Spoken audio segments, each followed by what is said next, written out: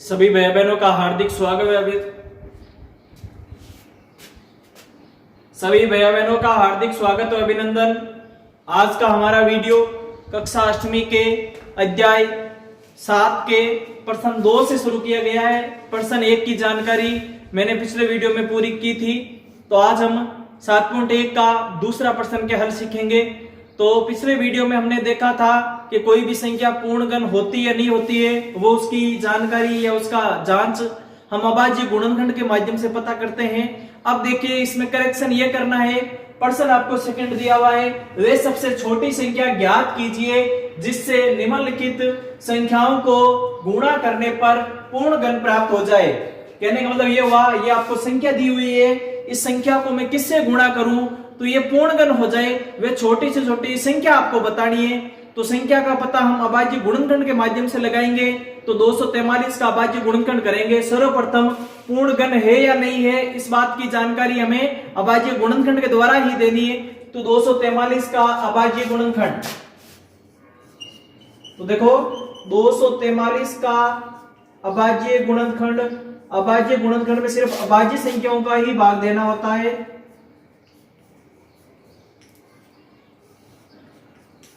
अभाज्य गुणनखंड सब जानते हो। 243 का अभाज्य गुणनखंड करेंगे तो सबसे पहले 2 का भाग देंगे। अब इसमें देखेंगे कि 2 का भाग जाता है नहीं जाता है। तो 243 में इकाई अंक 3 है जो एक विषम संख्या है, और किसी भी संख्या का इकाई अंक सम ना होकर विषम हो तो उसमें 2 का भाग पूरा नहीं जाता है। तो हम 2 का भाग नहीं जाएगा तो 2 के बाद में 3 का भाग देंगे। तो देखो 3 का भाग इसमें जाता है नहीं जाता है। तो यहाँ पर देखेंगे इन अंकों का योग करेंगे, 2 और 4 6, 6 और 3 9, और ये जो 9 है वो 3 के पहाड़े में आता है, 3 का गुणज होता है, अतः इसमें 3 का भाग जाता है। तो 243 में 3 का भाग दिया, 8 3 24 और पीछे बचा 3, 3 एकम 3, 81 बार गया।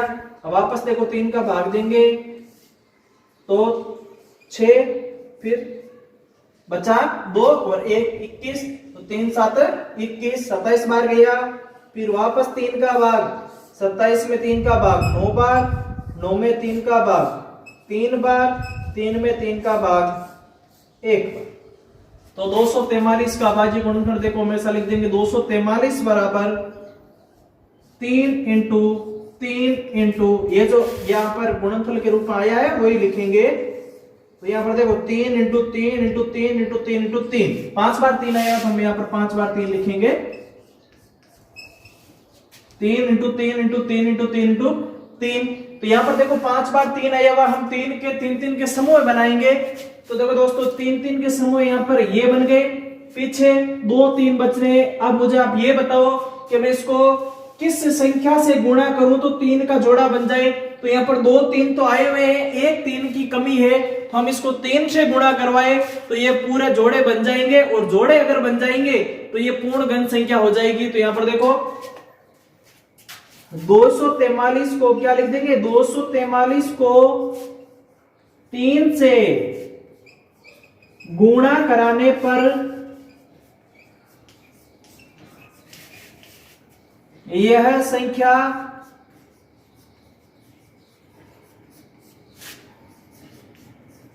पूर्णगण प्राप्त होगी।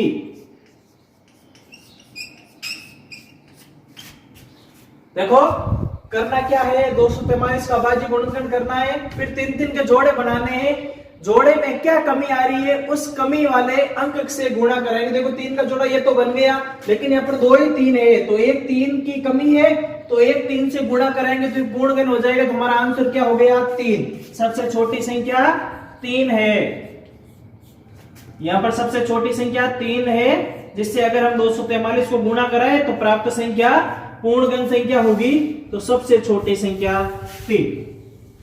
बात समझ में आ गई होगी। इसी प्रकार 256 का करते हैं। देखो तो 256 का अभाज्य गुणनखंड,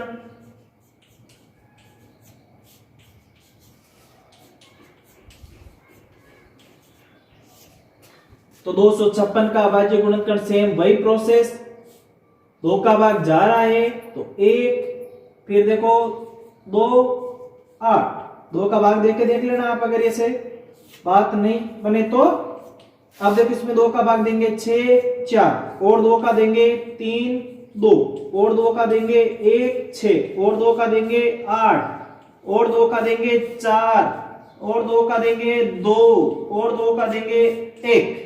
तो देखो 256 को मैं क्या लिख सकता हूं, 256 बराबर इनको गुणनफल के रूप में लिख दीजिए। कितनी बार 2 आया? 1 2 3 4 5 6 7 8 बार।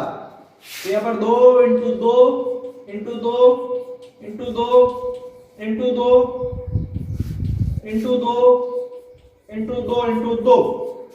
अब आप देखो 3 के जोड़े बनाने हैं, तो ये 2 का जोड़ा कंप्लीट, ये और 2 का जोड़ा कंप्लीट, ये 2 का जोड़ा कंप्लीट करने के लिए हमें 2 से और गुणा करना पड़ेगा। तो वे छोटी संख्या क्या प्राप्त हुई? यहाँ पर 2 प्राप्त हुई। तो यहाँ पर क्या लिखेंगे? सबसे छोटी संख्या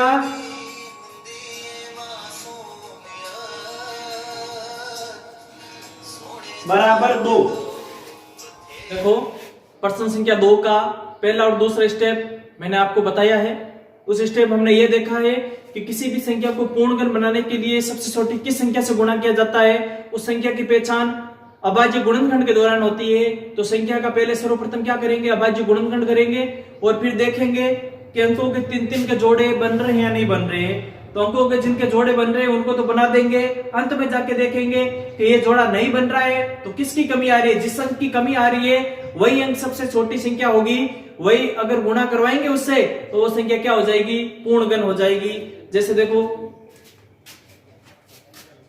32 है तो मैं 32 को क्या लिख सकता हूं? 2 इंटू 2 इंटू 2 इंटू 2 इंटू 2। अब आप मुझे बताओ, ये देखो जोड़ा बन गया। इस जोड़े को 3 का जोड़ा बनाने के लिए 2 तो 2 आए हुए हैं, 1 2 मुझे और जरूरत है, तो ये 2 सबसे छोटी संख्या हो गई। ऐसे ही सारे प्रश्न करने हैं। तो आपको दूसरे प्रश्न के गृह कार्य के रूप में दूसरे का तीसरा जिसमें 72 दिया हुआ है और दूसरे का चौथा जिसमें 100 दिया हुआ है, तो आपको यह पता करना है कि 72 को किससे गुणा करवाया जाए तो ये पूर्णगण संख्या बन जाती है, और इसी प्रकार 100 को किससे गुणा करवाया जाए तो ये पूर्ण संख्या बन जाती है, पूर्णगण संख्या बन जाती है। तो ये चीज आपको गृह कार्य में करनी है। एक तो 72 का करोगे और एक 100 का करोगे। इसी प्रकार आप उदाहरण से में कोई भी संख्या ले सकते हो, उन संख्याओं को सरल कर सकते हो। तो इस प्रश्न के आधार पर जो भी आपको गतिविधि आपकी किताब में दी हुई है उसको सरल करोगे। कोई भी समस्या है तो आप कमेंट बॉक्स में जरूर बताओगे।